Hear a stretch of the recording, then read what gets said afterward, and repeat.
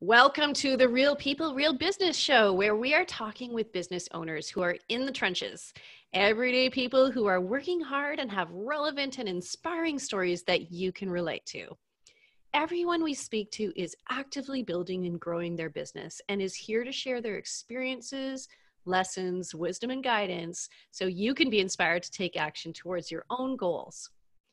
Our guest today is no exception. She has been through the trenches and she has some awesome stories to share, particularly from this year.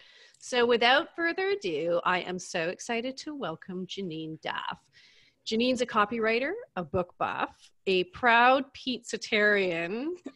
She helps service providers speak their customers' language in a voice that's unmistakably theirs, so they can bump hearts with their people, sell without sleaze, and become more influential and profitable doing what they love. I love this. And this is so you. So welcome to the show, Janine, and thanks so much for taking your time to share your story today. Yeah, I'm excited to be here. Yeah, I'm so excited to have you here. Finally, we get Janine on the show. So let's dive right in. Let's do it. Tell me how you got here, how you got started, kind of where you came from. What was that big trigger for you to start this business? Okay. So I guess my story is like a lot of creatives. I always had that writer's DNA. I was writing from when I was a kid. In grade 5, I won like a provincial writing contest. I got awards in high school for creative writing. But then as I was going through school, I decided that I was going to potentially pursue journalism because I thought that that would be a career in writing and that's what I wanted to do. Didn't work out very well because I did have some experience doing freelance journalism, but it wasn't really paying the bills. So that's when I got into copywriting. I self-taught and built my portfolio working with some local smaller creative agencies. And I realized that I could do this on my own too. So I ended up building my business on the side. I had a full-time job for a long time, and then I went down to part-time hours before I actually went full-time into my business. And then I went full-time in 2013. And then I've been copywriting ever since. So I think that's a bit of a common journey for a lot of creatives and copywriters is that they do work within an agency or some bigger organization first. Do you think that helped you kind of get your feet under you first? Would you have preferred to do it another way? I'm actually very grateful for that experience because I got to learn from people who were already in there doing it, and I got to see how that agency environment worked. So as far as collaborating with designers and brand strategists and other creatives, it's helped me immensely in the work I do now. And I don't know, I think there's just something to be said for kind of earning your stripes. And I had to take on a lot of projects that weren't fun.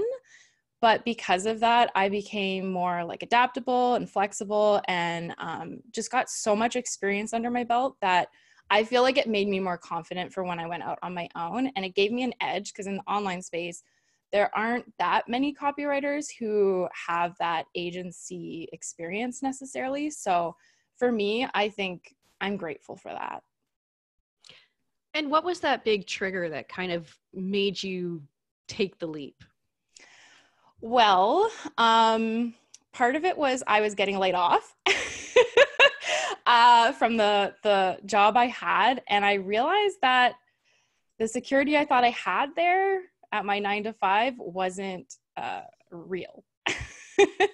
And I knew that I wanted to do this full time, but I never had faith that I could pull it off. So I kind of held on to a part-time job for security. But then I was getting so busy that I couldn't do both. And I knew something had to give. And it was just a matter of creating that exit plan and realizing that I was happier doing this. I just wanted the flexibility and freedom to work for myself. And the job that I was at, I wasn't really feeling fulfilled in. So it was partially a matter of needing to do it because of my job situation falling out from under me and that security. but it was also a matter of realizing, like, what do I want to do with my life? This is not where I want to be. I want to go after my dreams, and I can do it. And once I built up the exit plan, there was kind of like no looking back. Yeah. And what did you, I mean, that's an interesting one, because I know I've talked to a number of people about how they make that transition out of the 9 to 5. And so what was the exit plan for you? Like, what were the things you needed to have in place to make you feel confident enough to kind of jump ship? So for me, the main thing was the amount of work I had booked out. So I made sure that I had a couple of months of projects booked out that I would be able to, as soon as I left my job, just like, dive right in, hit the pavement. And I knew that I wasn't going to be looking for work, that I had that lined up. And then it would just be a matter of hustling my butt off to keep that momentum going. So I waited until like I was getting steady projects and I had 2 months of clients booked out and I had a little bit of savings. I didn't have a lot of savings though, but I had enough that I just felt like I could do it. The other thing I did was I cut down from full-time to part-time hours before I made the leap. So I was able to spend a few months working part-time in my job while still building my business on the side. So it just gave me a bit more security that way. Right. And when you were first starting out in the business, what kind of work were you doing for your clients? I made the big mistake of doing everything.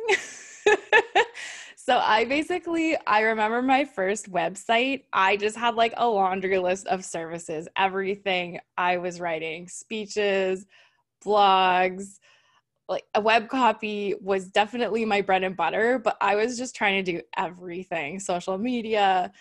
And then I realized that was very soon that was a bad idea. Well, I don't think it's unusual though, right? We kind of No. start out and we're like, okay, all the things. And then slowly we start to knock off all of the ones that don't feel all that good. And so, how many years has it been now? 5, 6 years that you've been on your own? Well, I started in 2019 or 2009, but it was just like very sporadic. I was still working a job. I didn't go full-time copywriting until 2013. Right. So, So yeah. roughly 6 years. And I think this is a really important point to make. So over 6 years, how have your services changed? Like you Yeah. have gotten to the point where you're quite specific on what you do now. Yeah. So for a while, I did kind of just do everything that came my way. I said yes, just to build the business and build out my portfolio. But I was also charging an hourly rate instead of by project, which was also a big mistake I learned.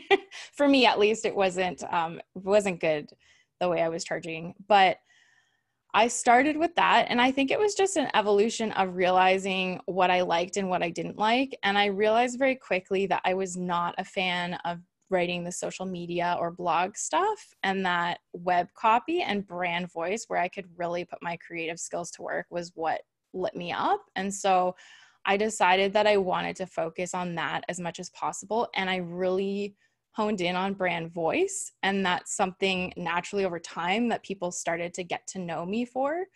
And so now that's basically my services are just web copy, and that includes brand voice development. And I literally have one package on my website. And I do custom work for clients if they request it, but the only thing I advertise on my site is that. And then I have like my day rates. So How did it feel to pare down all of those services? I mean, a lot of people feel fear about doing that, right? oh yeah, I think I was really scared at first because I thought that by doing that, I would be cutting off all this potential business. But for me, I have found that focusing on one thing or simplifying and getting known for that, it's one of the biggest factors, I think, in my earlier growth, even before this year. When I noticed like the first stage of growth I experienced, it was when I got really clear on my packages and I started just getting known for like that one thing. I don't know, like I think simplification has been one of my best friends in business. I think we tend to overcomplicate things, and the more I simplify and get clear and specific, the more I grow and see progress. So that has been my experience. And that gets reflected in how you feel about your business too, right? And about delivering the work. Oh yeah. Yeah, for sure. Like, I mean, when we've been working together even this year, there have been so many times where I've kind of had that moment of shiny object syndrome, and you've pulled me back to focus on what is my strength and what I need to double down on. But when you see other people and everything they're doing, sometimes there's this tendency to feel like, well, I should be doing that too, or I need to be doing all these things. And when you just put a stake in the ground, that's powerful. And it just releases so much overwhelm and stress, knowing that you don't have to cover all those bases, that you can actually just own what is your strength and what people know you for. And it makes, for me, it brought me a lot of clarity too around what kind of offers I was putting out, what I'm posting, or what content I'm sharing. It just, yeah, it totally eliminated so much overwhelm and anxiety I was feeling. And so this signature offer that you have right now, tell us a little bit about it. Yeah, so it's basically a web copy package, but it includes brand voice development. So I interview clients that my actual clients have, like their clients, to get more information and research. We have some strategy calls to go over their branding, their business goals, we get into some interesting creative things that help me formulate their brand voice. We get really clear on their core messaging, and then once we have that, I build out like the brand voice for them, and we apply that to their web copy. So my signature package includes your core pages, like your home, about, services, contact, that kind of stuff. And then they actually get a brand voice guide at the end, which I really like because it goes over kind of their positioning, their core messaging, their core brand stories, and their brand voice guidelines, so that when they go to write on their own, like for social media, or if they hire somebody else in the future, like a VA or something like that, they have somebody who they'll have that information and they can keep it consistent and cohesive and on brand. So there are a lot of copywriters out there, as both you and I know. Yes. And in my experience, everyone is actually quite different, right? Everybody has their own little sort of specific focus and specific way of doing things. So what is that for you? Like, what sets you apart from all of the others? I think what I have heard and what I feel too is I have a unique blend of experience. So when I was doing freelance journalism, I was interviewing people and writing human interest pieces for like local newspapers. And I also wrote magazine articles that were kind of interviewing people and sharing their stories. And I got this really unique experience of storytelling through that and interviewing through that. And then I also had like a creative writing background through education, like taking those courses in school. But then I had experience, like I self-taught myself copywriting, but then I also had the experience with ad agencies. So being able to bring those pieces together, I think is really unique in this space, because a lot of people don't have that diversity behind them. And because of that, I think it's really helped me connect with the storytelling piece and be very creative, but also being mindful of, like persuasion techniques and what people are going to resonate with through web copy. So I think that's really unique, and that's sort of what people see in me and when they hire me, and that's something that stands out for them.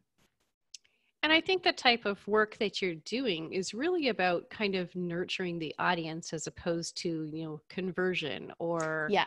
hard and fast sales numbers, which makes your style need to be a little bit different, right? For sure. Yeah. I think with launch copy and traditional sales pages, you're looking more at an immediate action needs to happen from that. Whereas a lot of the writing I do for my clients with brand voice and web copy, it is really just building that relationship and nurturing that. And there are, for me, what I get the most joy out of is a lot of my clients come to me and they don't feel confident putting their voice out there yet. And because of that, they hold themselves back so much. And when you're really close to your business and yourself, it's really hard to kind of see what you're good at, like see your strengths, recognize what your talents are and what makes you unique. And so it's kind of fun going through the process with them because I pull all those little threads out of them and they see themselves reflected in the copy. And a lot of times they say to me like, who is that woman? I want to hire that woman, or like, I want to be her best friend and that kind of thing, which is really, really fun to see because the confidence they have once they see themselves truly reflected and represented, it just makes them feel seen. And then they feel more heard when their copy's out there in the world and they're more confident to like stand behind it. So for me, that's kind of my passion around it. And so your big hope is not to be delivering words for clients, but really to be changing their experience of themselves. Yes. And giving them the confidence to share their message and use their voice and to share their story, because there's a lot of competition online in not just, business coaches or copywriters or designers. It's just like there's tons of competition out there, but your unique experiences and values and stories and opinions and perspectives are what to me set you apart.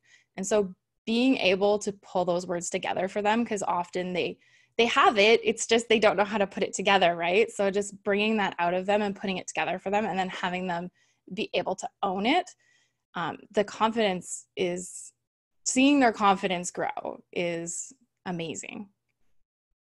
Awesome. And from what I understand, a lot of your clients are having that experience and they are walking away and transforming their own businesses, right?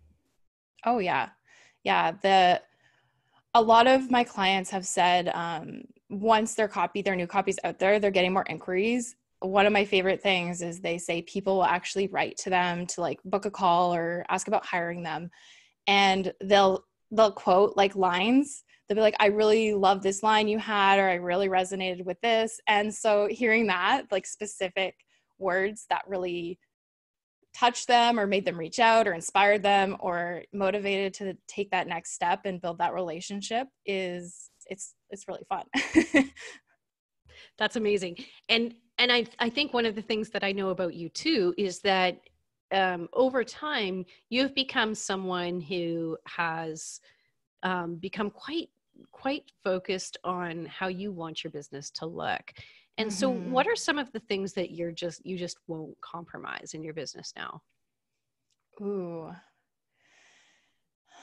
I would say that I've gotten clearer on the type of work I want to do. I want to work with people who have something meaningful to share and like a story they're willing to put their personality into it, have like a bigger purpose or mission behind their business.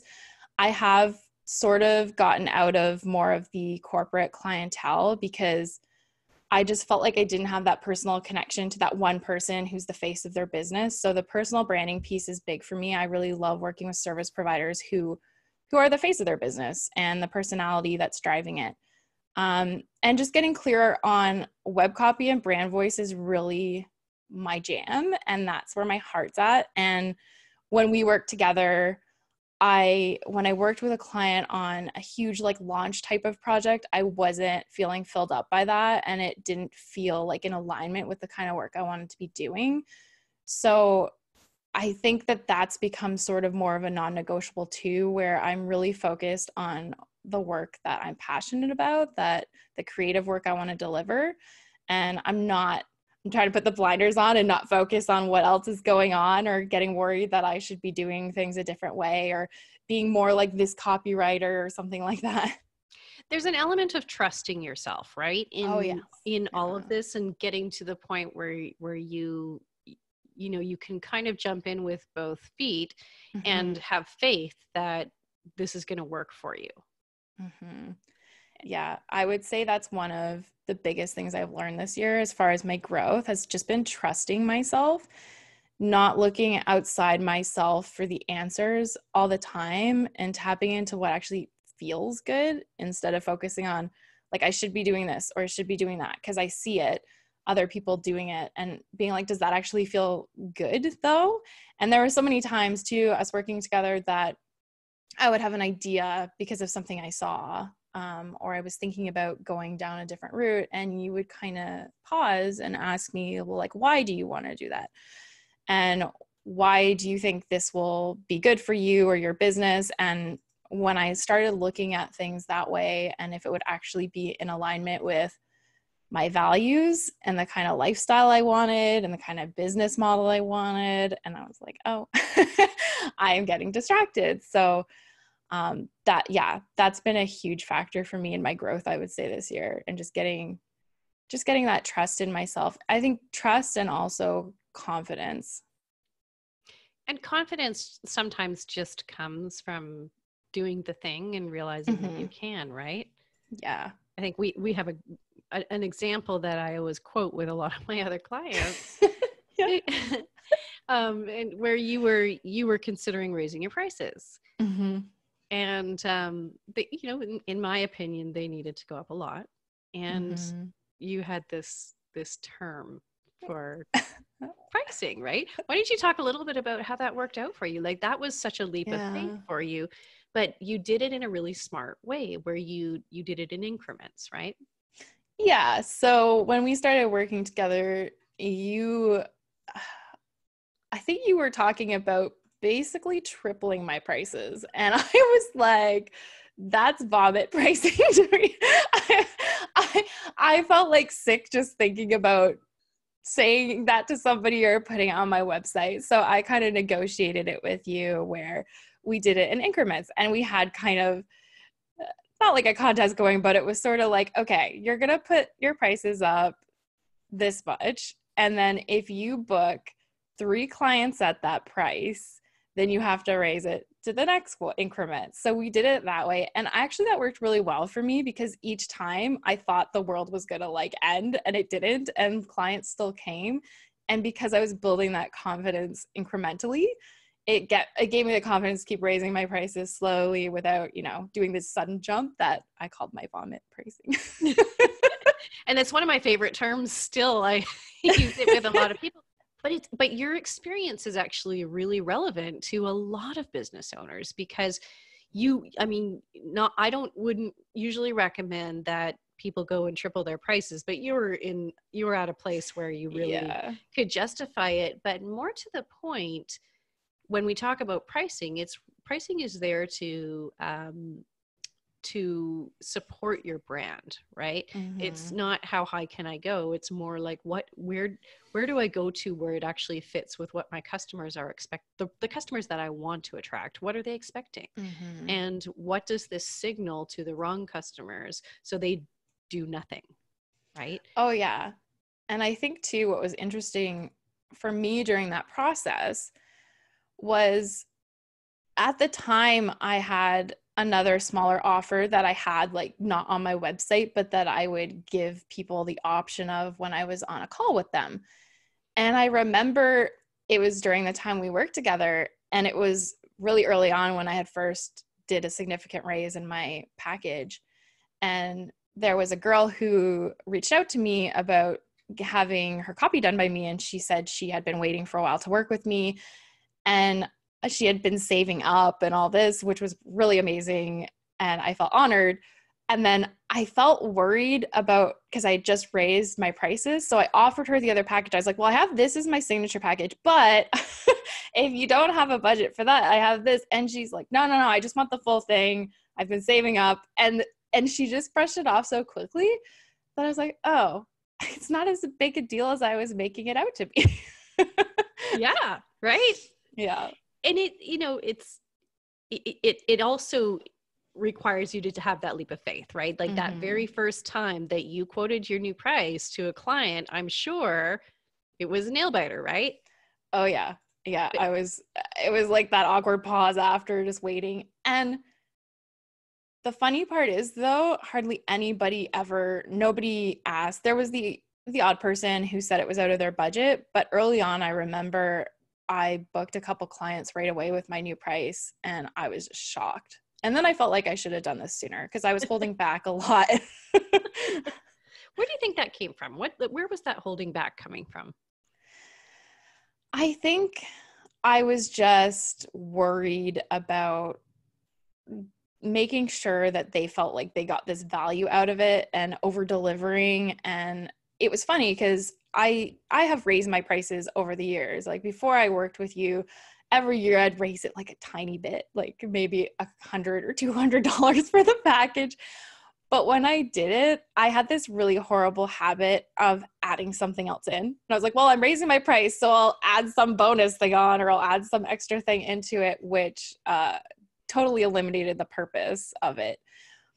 But I think there was just a lot of fear and insecurity around feeling like I had to be over delivering, and I was worried about making sure that they saw the value in what they were getting. But then I had a lot of clients who were starting to say, like, you need to raise your prices. Like, what? Yeah, when your clients are telling you that. And then I was like, yeah, I guess I should. Yeah. Well, I'm really, I'm really pleased that you have been able to recognize that you are delivering far more than enough value to be at the price rate that you're at now. And who knows, maybe that'll go up as you get more and more demand. But what kind of impact has that had on your business? Like, what has growth meant to you this year?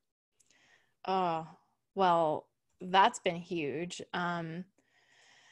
The price increase has been huge because I was actually at the point I started working with you, I was getting really burnt out. I just felt like I was over delivering like crazy with my clients. I was doing so much work for very little. I was often doing stuff for free. Like when they would add something on or ask to add something on, I'd be like, yeah, I'll just do that for you. And it got to this point where I was starting to resent the work. I was starting to not feel excited about showing up for my clients because I felt, through all fault of my own and nothing to do with them, that I was just being almost taken advantage of, but I was doing it to myself. And I would say every year I'm going to take time off around Christmas or take a week vacation, and then I would still be working. And it just got to a point where I was like, I can't grow. Like I had this ceiling and I was hitting it every year as far as my revenue because I couldn't do more work. I got to this point where I was just at my max, and the only way to do more would be to burn myself out more and make myself sick, essentially. So that's been huge because now I can take on like half the clients and reach my goals. And also because I've created that space for myself, I'm able to deliver better work because I'm not burnt out. I have more creative space. So it's not like back to back to back projects. I actually have time to recuperate, which is huge. If you're a creative, I think that's something that people don't talk about that much. But when you're a creative and you are constantly using your brain for that, you need to build in time to actually like just reflect and not be working actively on a creative project, because otherwise you literally just tap out. And so now I mean, that's been huge for me. And I think the other thing for growth for me this year was focusing on what's moving the needle in my business instead of just, dividing my attention everywhere. We got really clear on, where I want to show up as far as marketing, like how I want to engage on social media and what that looks like. I got rid of a lot of pressure to show up everywhere all the time. And like, we started talking about what showing up even looks like. And it doesn't have to be as perfect as I thought it did. Like, it can be a little bit more spontaneous, and I can share stuff that's just not always business related. And so doing that, and then also focusing on partnerships a lot, because when we looked at where I was getting all my clients from, while I do get some from marketing, a lot of my clients come from business partnerships I have with like brand strategists, designers, those people. So just getting more intentional about building those relationships and nourishing them instead of focusing on like, I just need to grow a big audience, because I realized I didn't have to do that for my business model. No. And this is a point that I love that you made, because I have a number of clients, and I meet a whole bunch of business owners that are a lot like you, right? They're creatives and they are, even writers or artists or whatever. And they worry so much about building this huge audience. And you know what? If you're going to be a thought leader, you're going to be some public figure, or you're selling commodity products or DIY products or digital products, something like that. Yeah, that helps you a lot. But business owners like you're driving business through relationships and and if you start looking at your capacity plan and you start looking at how much you need to book in order to sort of reach your financial goals, oftentimes it's like one more client. Yeah. So what help is it going to be to go and build some massive audience that are like remotely engaged, when you can go deep and just dig into those networks and those relationships that you've created? And I also wanted to call out one of the things that you said too, that I think is also pervasive with the creative community, especially, is that I like how Becca said it in our last interview. She said, I finally realized that in order to be consistent, I needed to relax on things being totally perfect. And now it's B- work, and I'm totally cool with that, right? Yeah. And usually I would probably argue that it's probably not B- work. It's probably more like an A minus. But it does, it's not about, there's no like jury standing there waiting to judge everything that you put out and say, oh, the academics give this a C minus. It's true. And I thought for a long time too that when I was sharing, it had to be some epic educational how-to.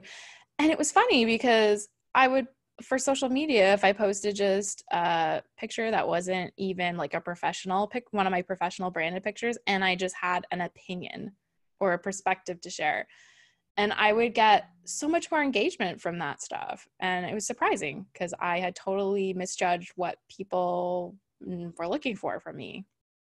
Yeah, I think we hide behind this this image that we think we have to create, but really what people want is for us to be us, right? Yeah.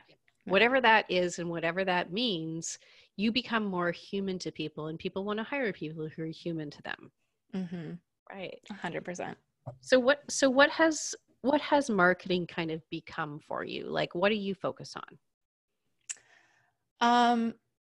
I would say that I'm in a stage of kind of like experimentation. I think experimentation has become something for me that I am embracing more.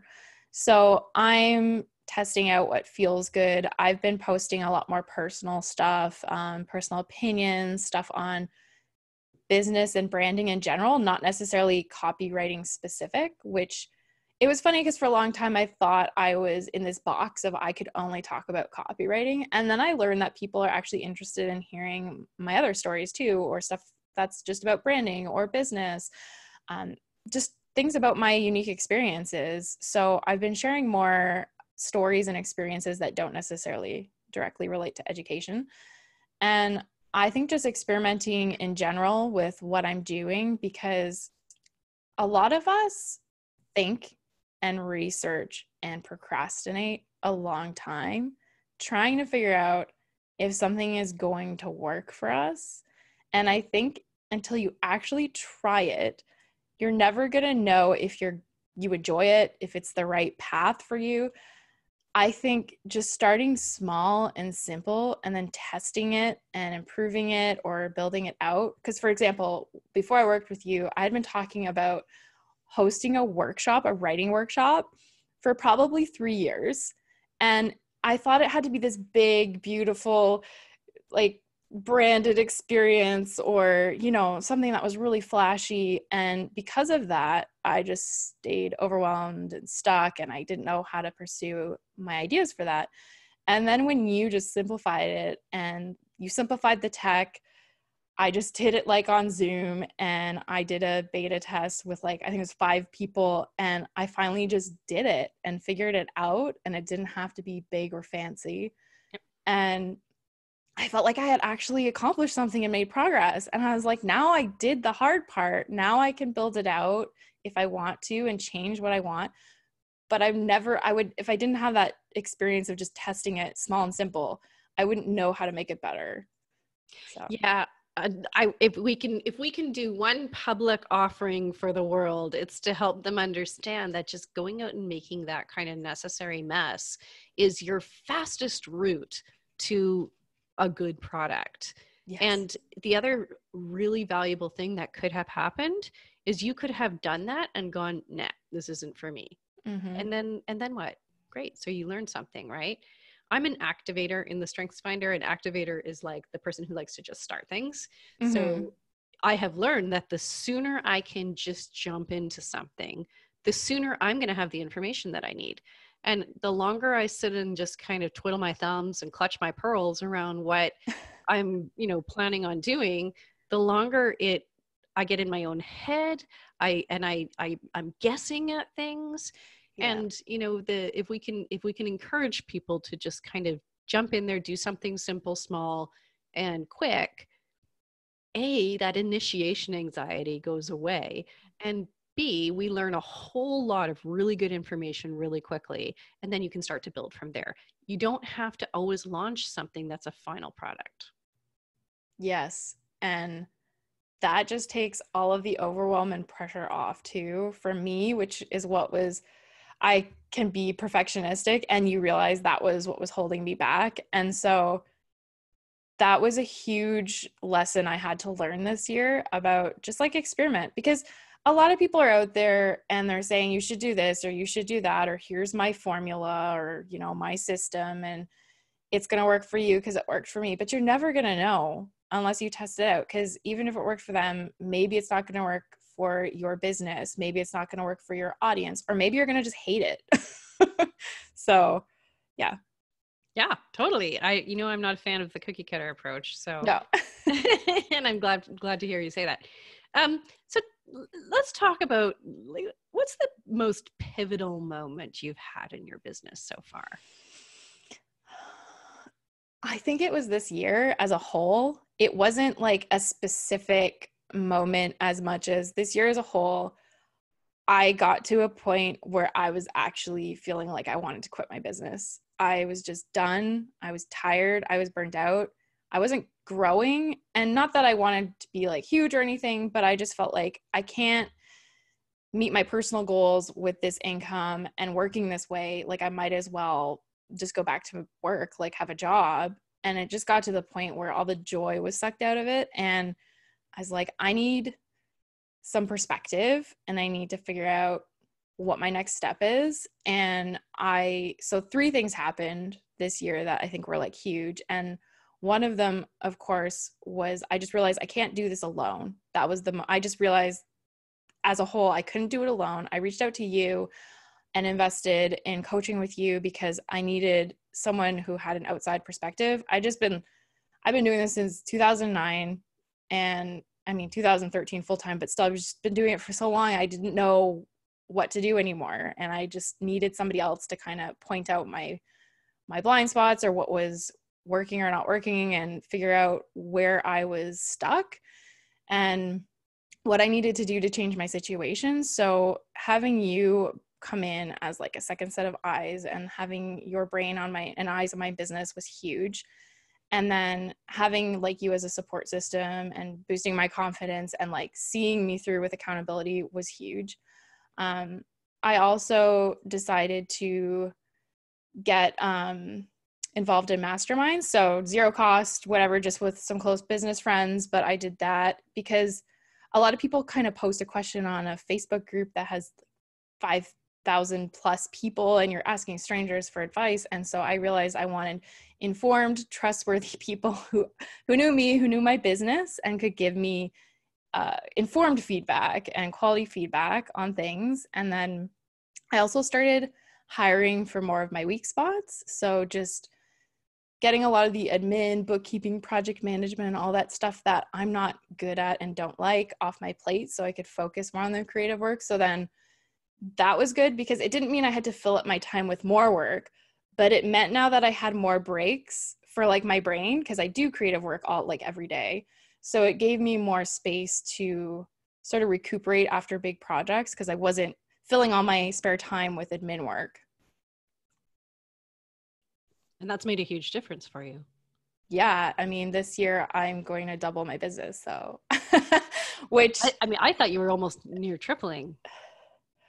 well, not quite tripling, but well, more than doubling. And I was at the same revenue area for like 3 years. I mean, before that I was lower, but then I just hit a ceiling for like 3 years, and now this year is kind of like the breakthrough year. So And it feels like it actually didn't take a tremendous effort. It just no. took some shifts in thinking, right?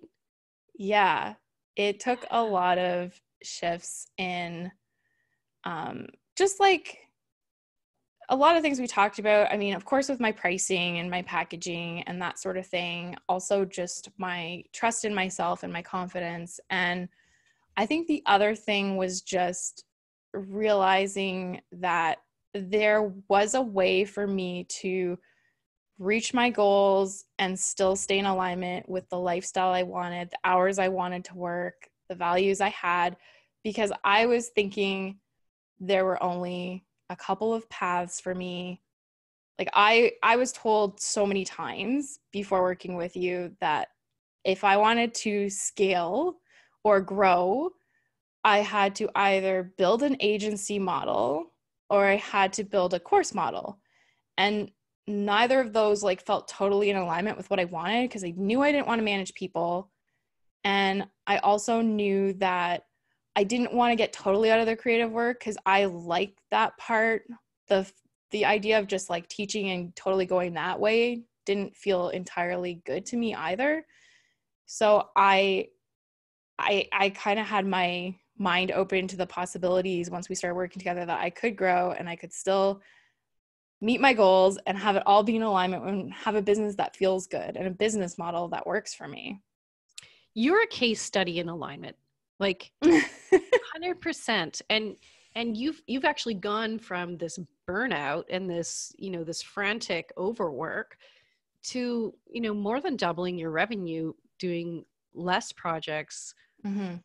totally trimming your offers, having less on your plate. And I mean, I have to commend you for the courage you had this year too, to look at things that felt scary, Mm-hmm. just do them anyway, right? Oh, thank you. And a lot of people have a hard time doing that. So I think, Mm-hmm. to your credit, that's been a huge impact on your business. Mm-hmm. Okay, so I've got a question that I like to ask everyone. Okay. You're going to like this one.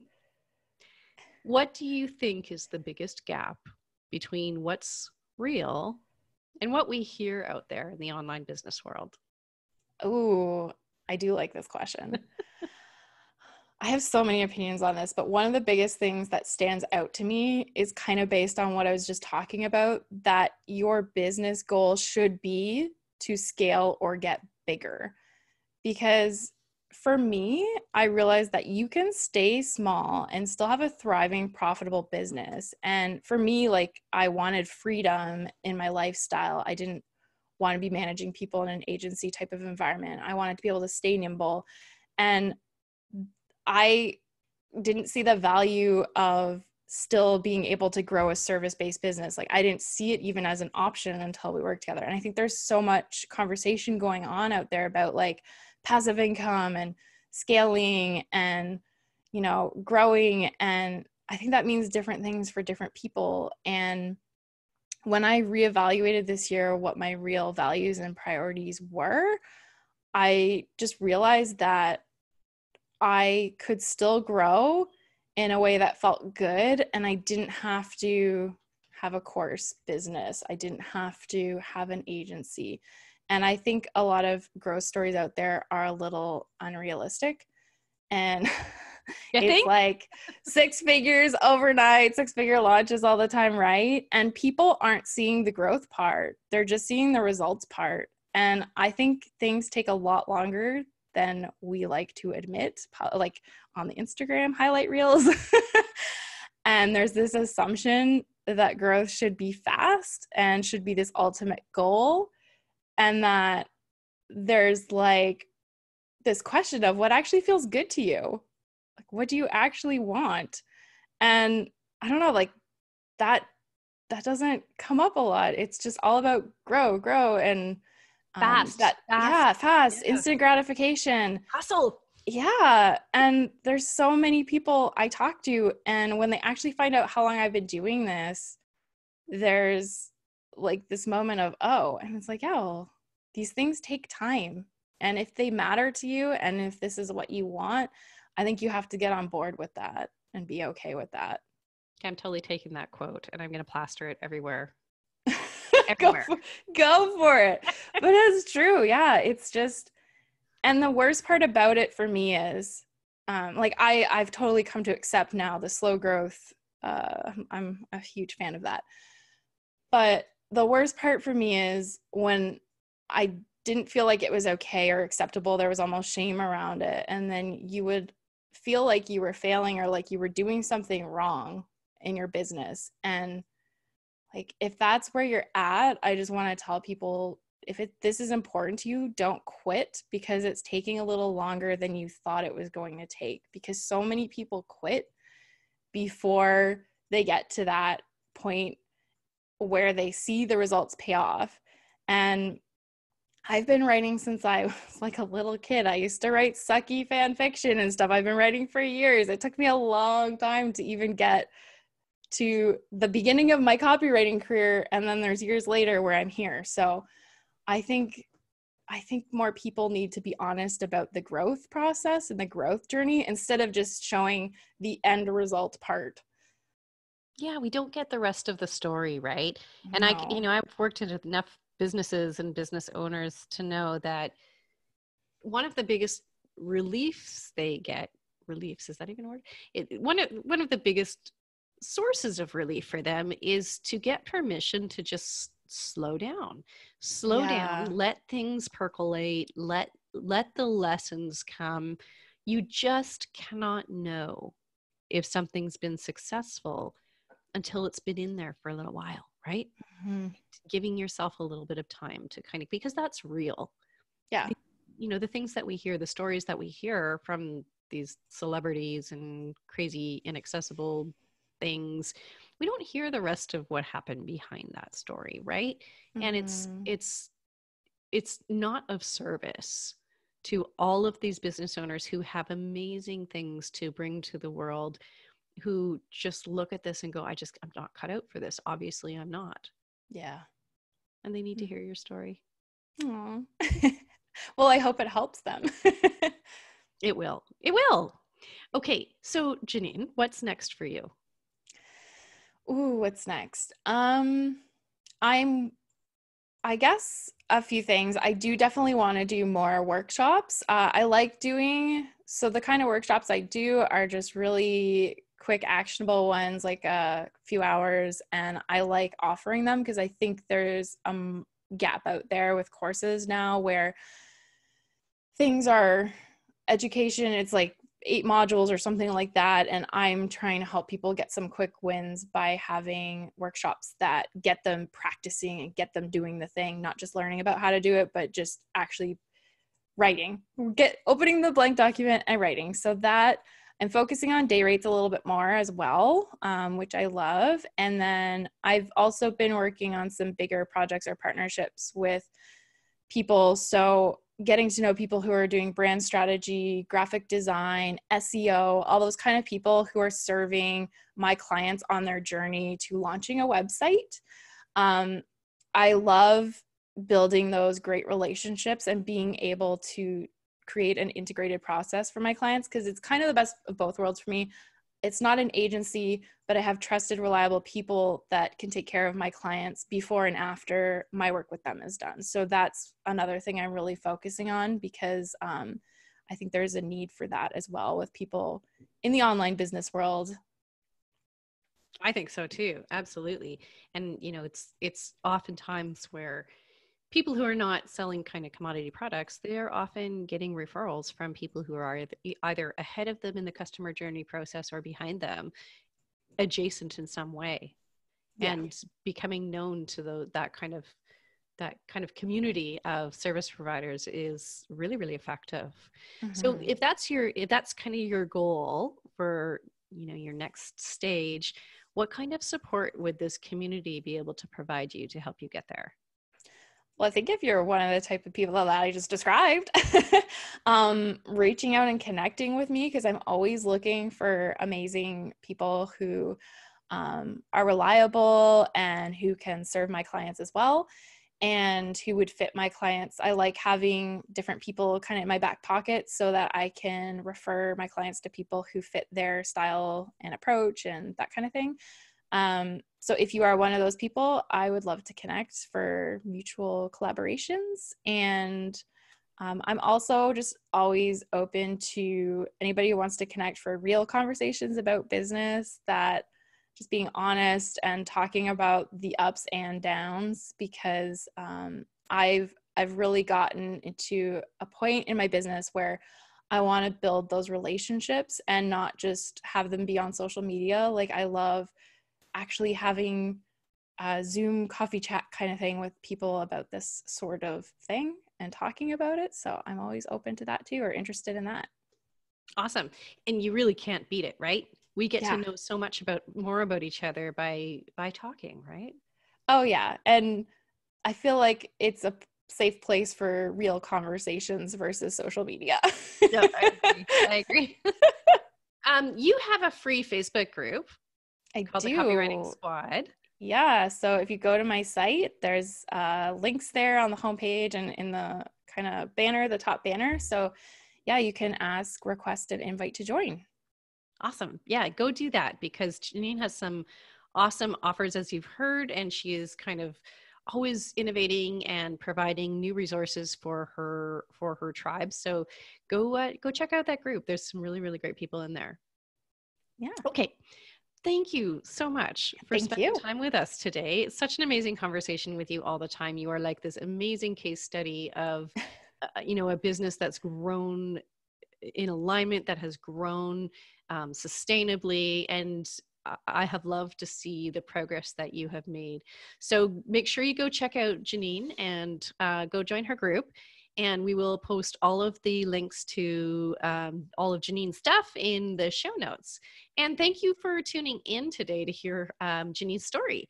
The episodes that you're listening to are featuring members of my free private Facebook group called the Real Deal Business Coaching Group, where we have daily prompts to keep you focused on building your business and sharing your everyday challenges, bi-weekly virtual coffee chats, and open coaching and member support from an incredible community.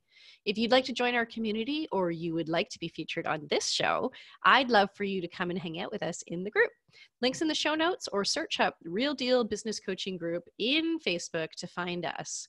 And finally, I would love for you to join us in our next episode, where we're going to speak to one of my favorite people, Lynn Summerman. She is a financial coach and mentor for busy entrepreneurs who are growing their businesses and who are looking for support to increase their financial literacy. So tune in to hear from Lynn in our next episode, and you are going to love her. So thank you so much for being here. And if you're enjoying today's content, I would love for you to give us a review on whatever platform you're on. This helps us share these stories with an even bigger audience. So until next time, I am cheering you on over here.